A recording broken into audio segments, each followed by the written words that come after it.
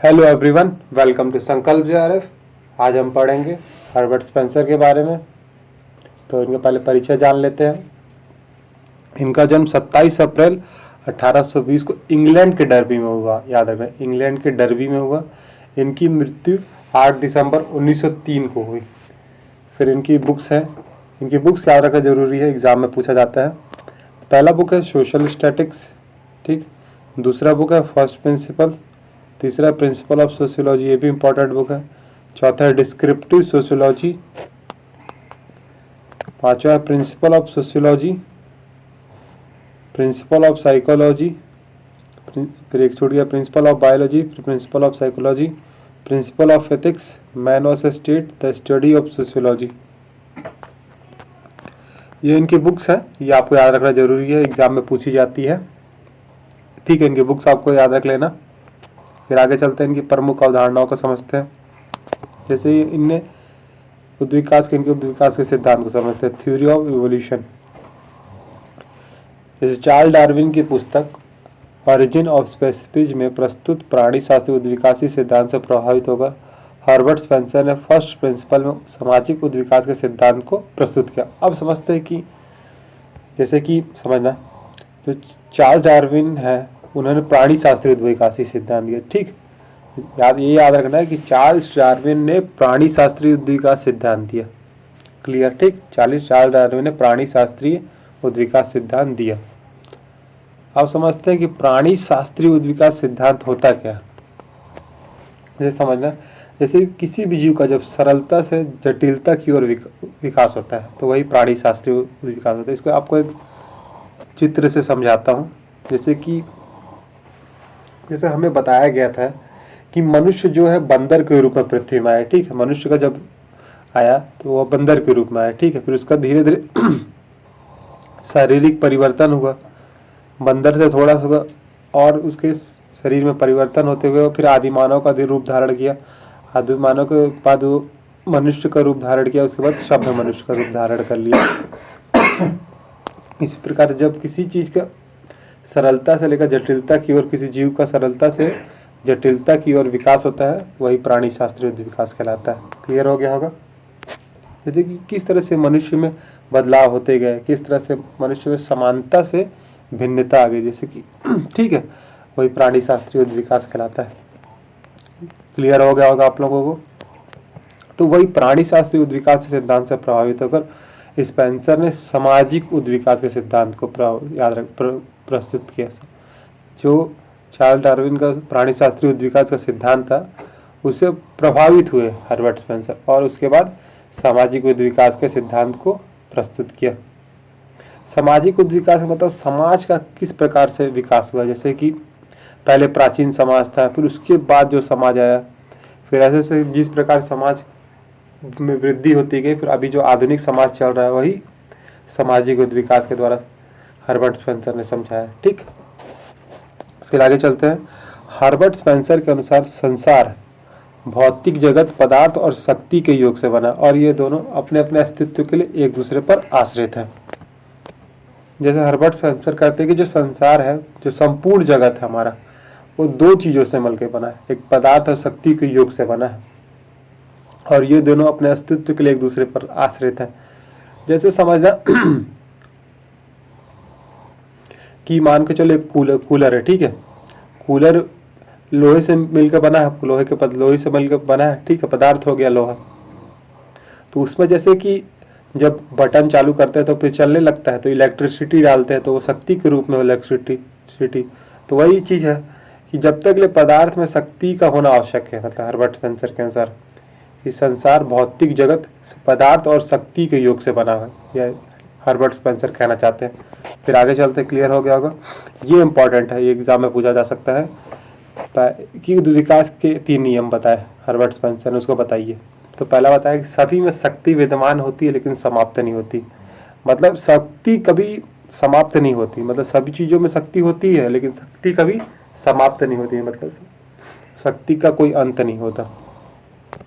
फिर सेकंड है, शक्ति के कारण सभी वस्तुएं गतिशील है। मतलब कोई वस्तु है, उसमें हम शक्ति देंगे, ठीक है, तो वस्तु अपने आप गतिशील हो जाएगी। जैसे कि समझना जैसे कि कोई कार खड़ा हुआ, उसमें हम पीछे से जब दो लोग धक्का मिलकर मारते हैं तो उसमें शक्ति देते हैं, तो उसमें गति आ जाती है, तो आगे बढ़ने लगती है कार, ठीक है। तो वही कहना चाहता है हर्बर्ट स्पेंसर कि शक्ति के कारण सभी वस्तुएं गतिशील है, ठीक।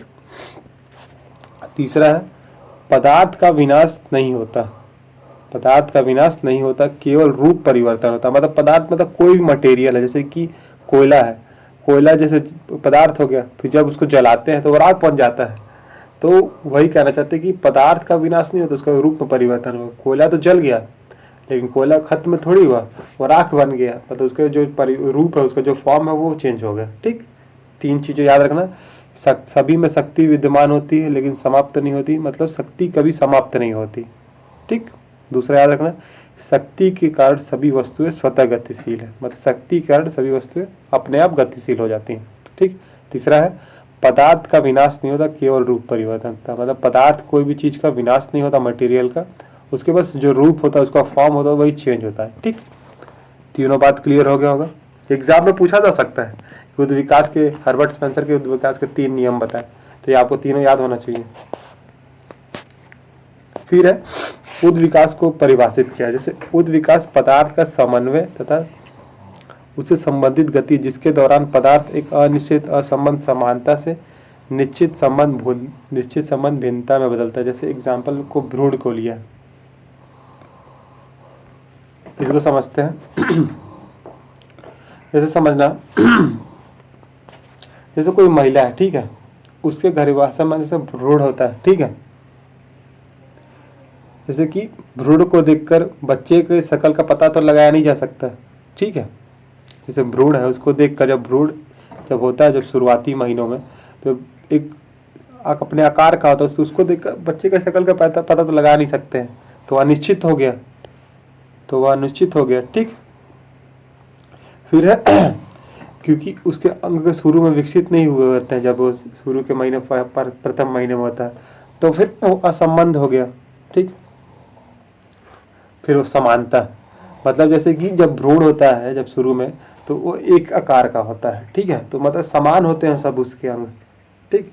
तो फिर समझना, फिर जैसे कि जैसे जैसे उसका विकास होता है तो वह निश्चित हो जाता है। जैसे कि जैसे उसका विकास हुआ तो उसके जो अंग हो जाते हैं वो विकसित होने लगते हैं और सभी एक दूसरे से संबंधित हो जाते हैं।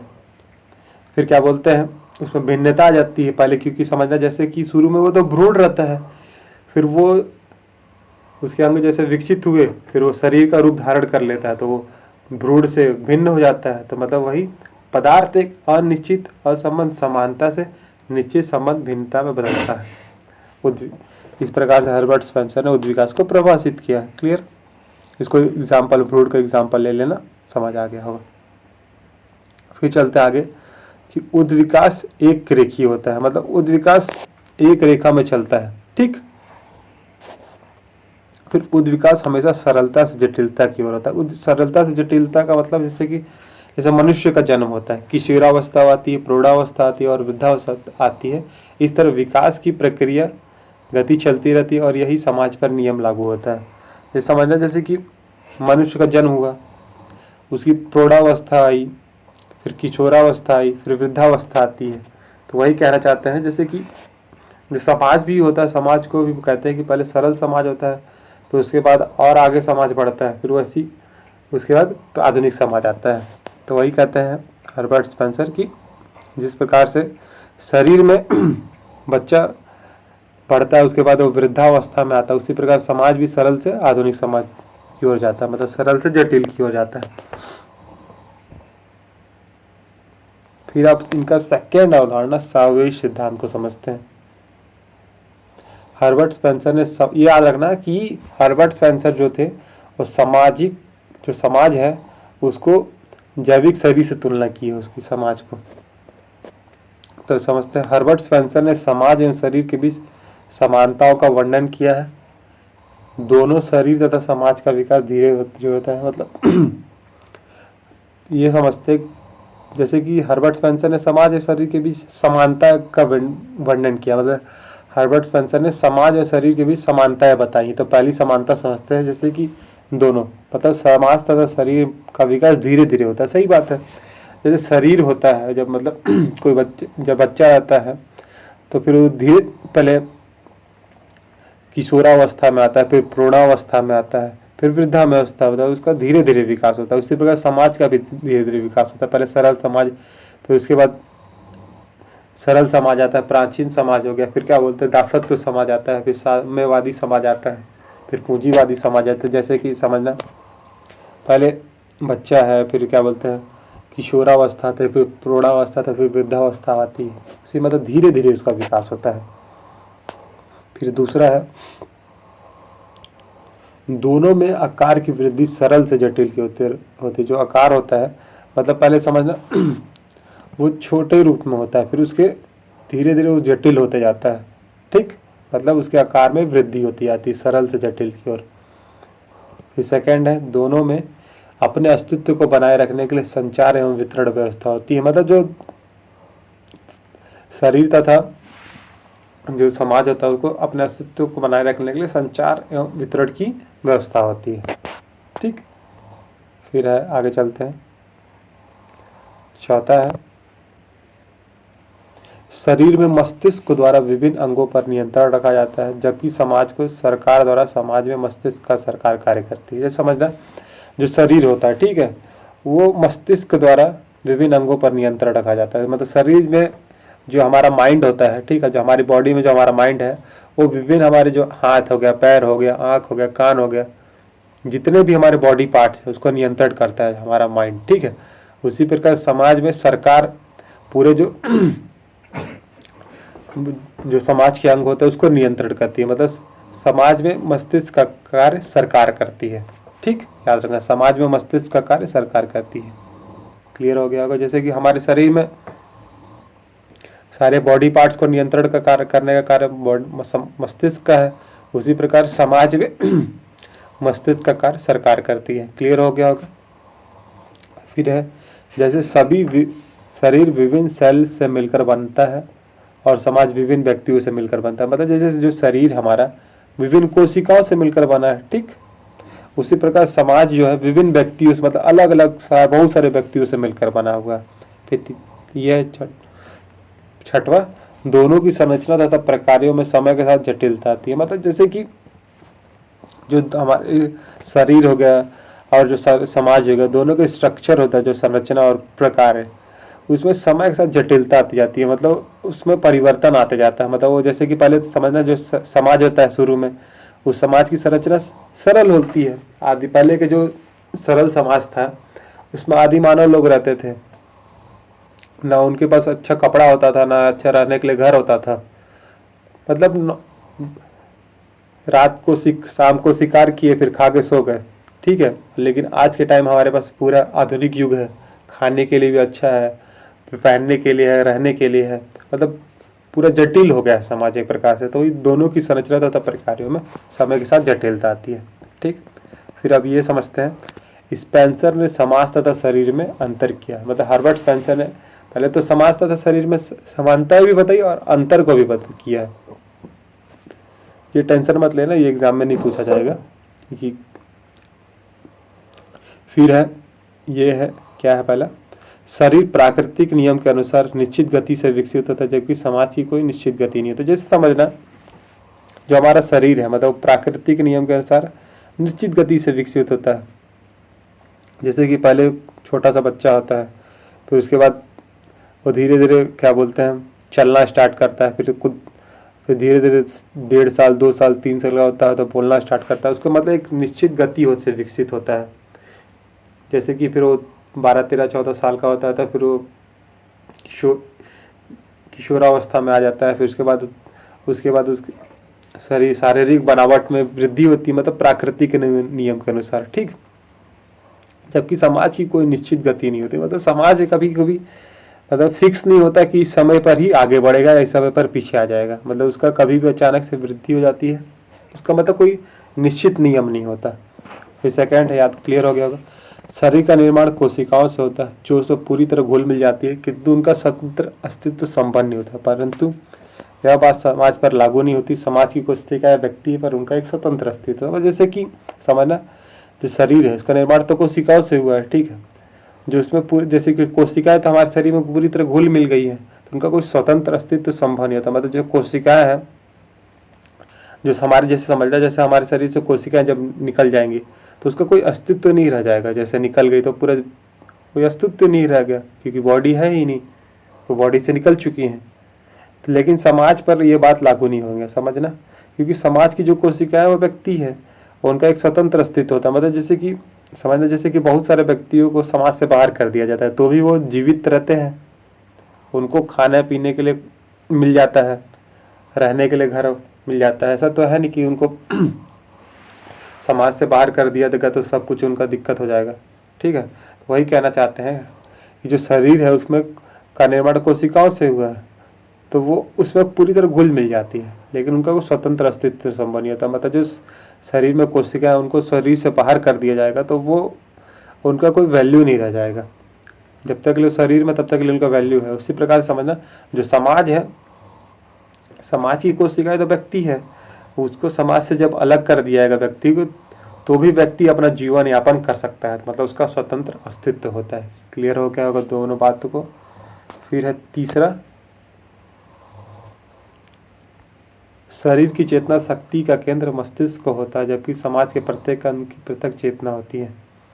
जैसे कि समझा, जो शरीर है उसकी चेतना शक्ति का केंद्र मस्तिष्क होता है। मतलब चेतना शक्ति मतलब सोचने समझने विचारने की शक्ति का केंद्र मस्तिष्क है। मतलब शरीर में जो भी मानसिक कार्य होता है, चेतन से हमारे जुड़ी हुई कार्य होता है, मस्तिष्क करता है। उसी समाज के प्रत्येक अंग की पृथक चेतना होती है। मतलब जैसे कि जो समाज का प्रत्येक अंग है, जैसे सामाजिक अंग हो गया, राजनीतिक अंग हो गया, और आपका जो सामाजिक राजनीतिक हो गया, आर्थिक अंग पक्ष हो गया, ये इसके अपनी अपनी चेतना होती है, ठीक है।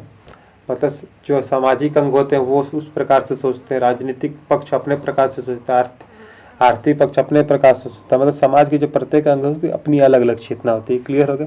लेकिन शरीर की जो चेतना होती है उसका केंद्र मस्तिष्क होता है, याद रखना।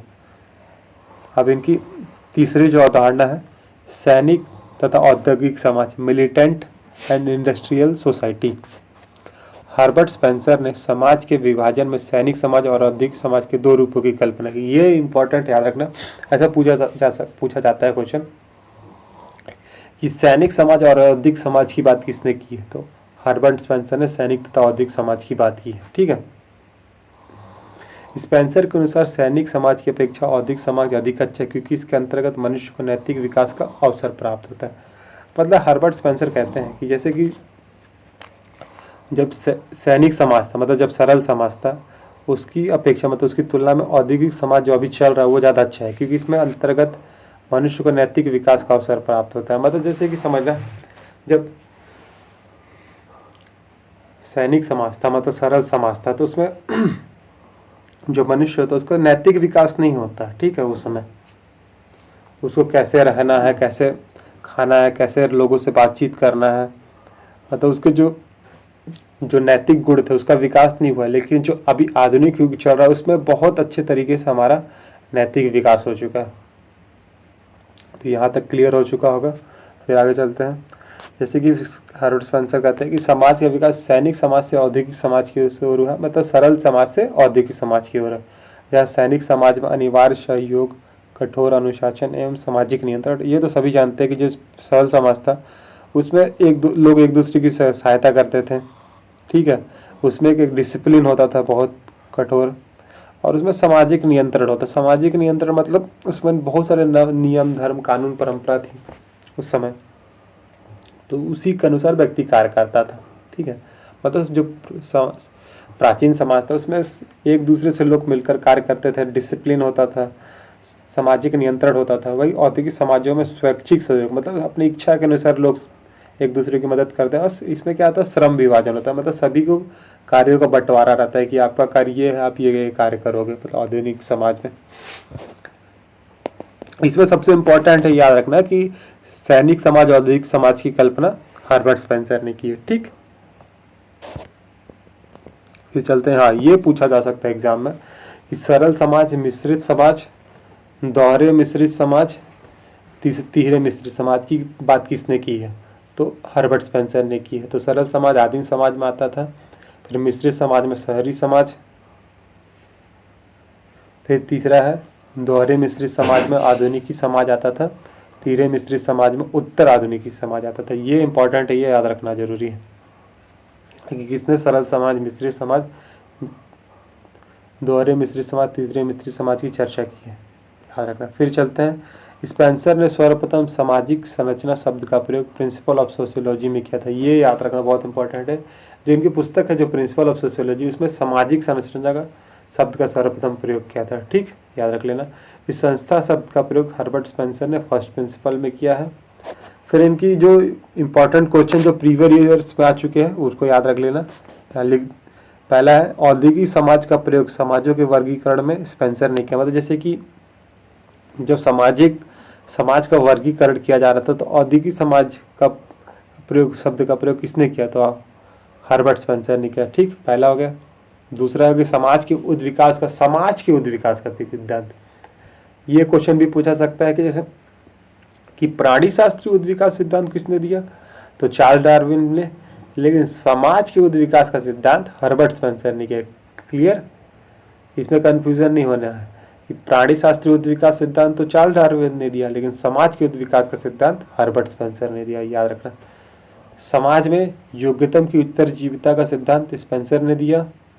योग्यतम की उत्तरजीविता का सिद्धांत का मतलब है जैसे कि जो व्यक्ति समाज के साथ अनुकूलन बैठा सकता है वही समाज में रह सकता है, मतलब वही समाज में जीवन यापन कर सकता है।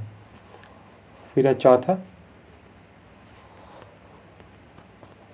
समाज का वर्गीकरण संघर्षशील से औद्योगिक के रूप में हुआ है, ठीक। पांचवा है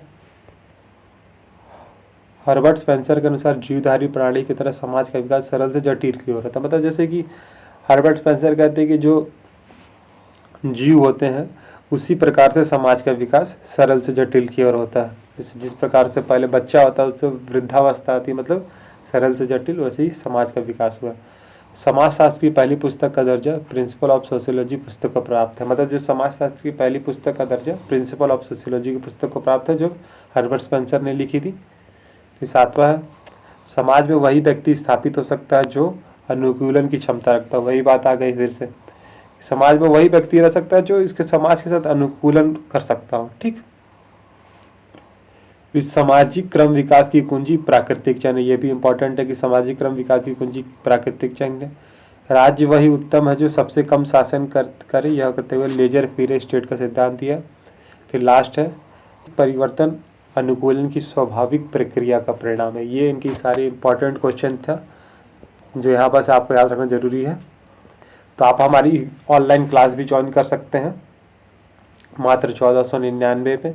आपको डिस्क्रिप्शन में नंबर मिल जाएगा, उस नंबर पे आप कॉल कर सकते हैं और क्लास ज्वाइन कर सकते हैं। Thank you everyone watching for this.